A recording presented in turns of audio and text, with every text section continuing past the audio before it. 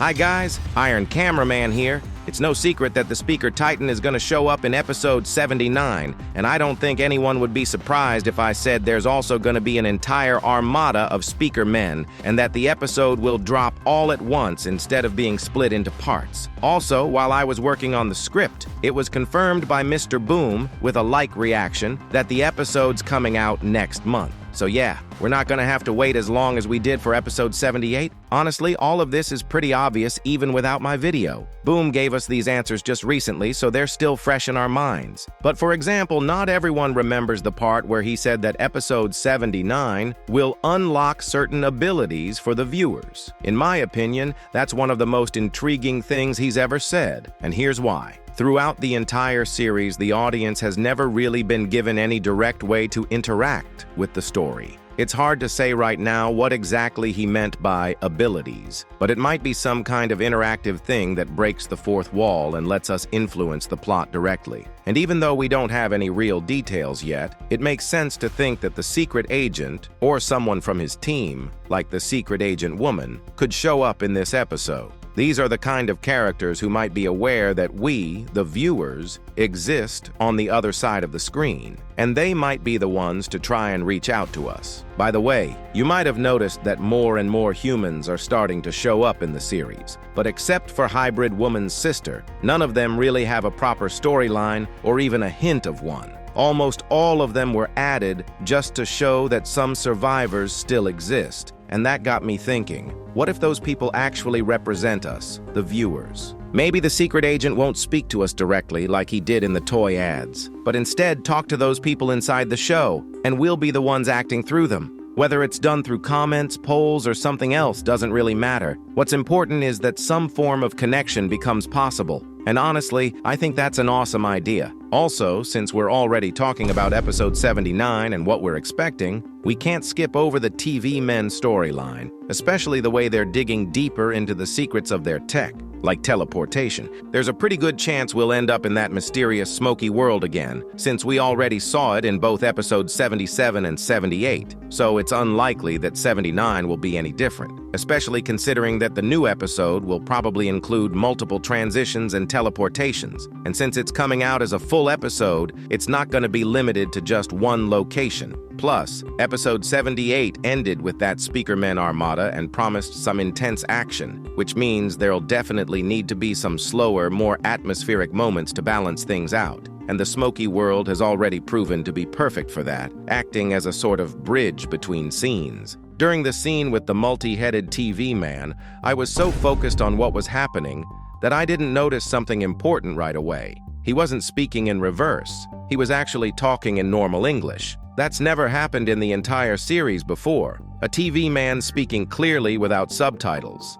Well, technically there was something similar back in episode 77 when the TV scientist started talking normally. But that was because of a special device so the people around him could understand. But this time, with the multi-headed TV man, it was different. As soon as they reached their destination, his speech went back to the usual reverse talk. So it's pretty easy to guess that TV men only speak normally when they're in their own environment, meaning inside that mysterious smoke. At first I thought maybe the smoke somehow flips the reverse, like reverse of a reverse equals normal speech. But that theory doesn't really hold up. A more realistic explanation is that the TV men species was originally adapted to that smoke dimension, and in their natural environment, they always spoke normally. But once they started interacting with our reality, their speech came out backwards. And honestly, it makes total sense for a species like that to have this kind of side effect, especially since the smoke doesn't just teleport people, it's also somehow tied to time distortion. And reversed speech is basically just reversed time perception. You know, sometimes I really wish I could rewind time, erase my memory, and re-watch the series from the very beginning, just to feel those emotions again like I did the first time. If you've ever felt that too, hit the like button. Let's see how many of us are out there. But have you ever thought about the bigger question? What is the smoke? I mean, it doesn't really show anything in the usual sense. It's not hallucinations or illusions. The places characters see when they enter the smoke, those are real locations and actual events from different points in time. It's basically a space-time tunnel or dimension that the TV men use for travel. Technically, it gives them access to any place and any moment. So the question is, could the smoke actually be used for time travel? Most likely no, because if it were possible, the predecessors of the TV men, humans, would have started using this tech first, and then the TV men themselves. But since they're not doing that, it probably means either it's not possible or it's not fully understood yet, or the consequences are just too dangerous. Actually, to make things simpler, from now on, I'll just call the smoke the Abyss. Another interesting thing about the Abyss is the characters who got stuck there, like Jeffrey. At first, it seems like he's gone insane from being exposed to the Abyss,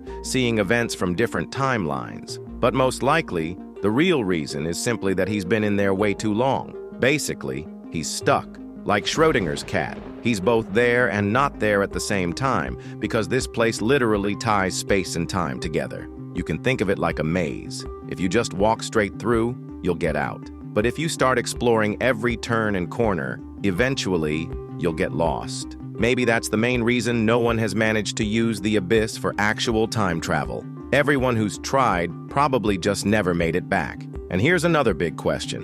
Why didn't the TV men pull him out? Why did they leave Jeffrey behind? It's kind of brutal to leave your comrades stuck in that place forever. The answer might be simple. They can't. They don't know how to rescue someone who's trapped, which, again, supports my theory. Nobody's found a way out of the Abyss, at least not in reverse. Now, I want to remind you about those creepy monsters with the freaky teeth. I barely mentioned them before, but honestly, they're probably a key part of the future storyline. In fact, I'm about to describe a scene that I'm 90% sure will happen in the future. You might be wondering, what do these monsters have to do with anything?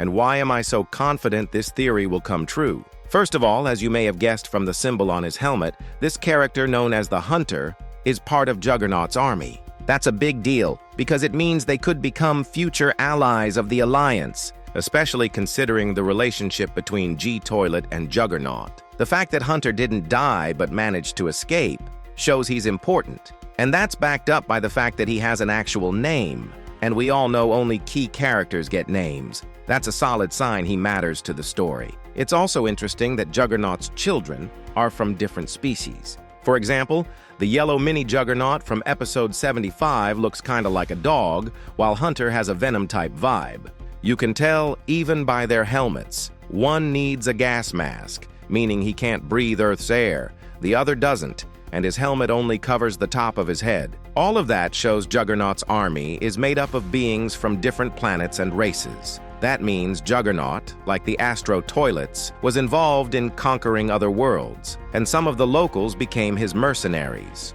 And if you remember the convo between him and Toilet, you can guess that he built up his legacy on his own at first, without the Astro Toilets. But later, they probably found him. And since they were stronger, maybe he had no choice but to team up, but clearly not as equals. You can tell the Astro UFO outranks him. He probably made that decision to avoid risking the lives of his soldiers. He knew he might lose everyone otherwise. Now that you know all this, here comes the theory that I think is really likely. In part 2 of episode 77, we saw the Cameraman 3.0 show up. In part 4 of the same episode, the Skibidi Toilet army arrived.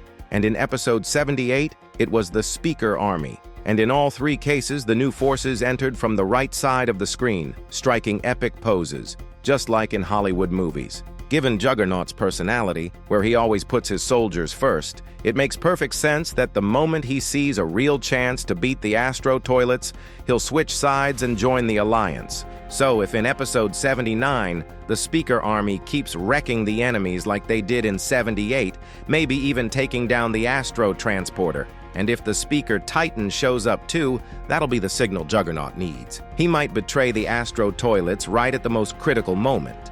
That's why I think episode 79 will start showing more of Juggernaut's soldiers, just so we remember their faces. This way, when they eventually stand side by side in one epic shot, just like the Cameraman, Skibidi Toilets, and Speakers did, it'll hit that perfect cinematic vibe. The actual scene, according to my theory, will happen in episode 80, probably toward the end.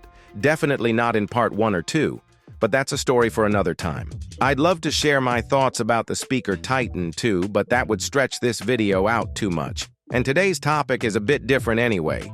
So hit that subscribe button so you don't miss the next one, and don't forget to drop a like. If this video gets a lot of support, I'll try to drop the follow-up as soon as possible. Iron Cameraman is out.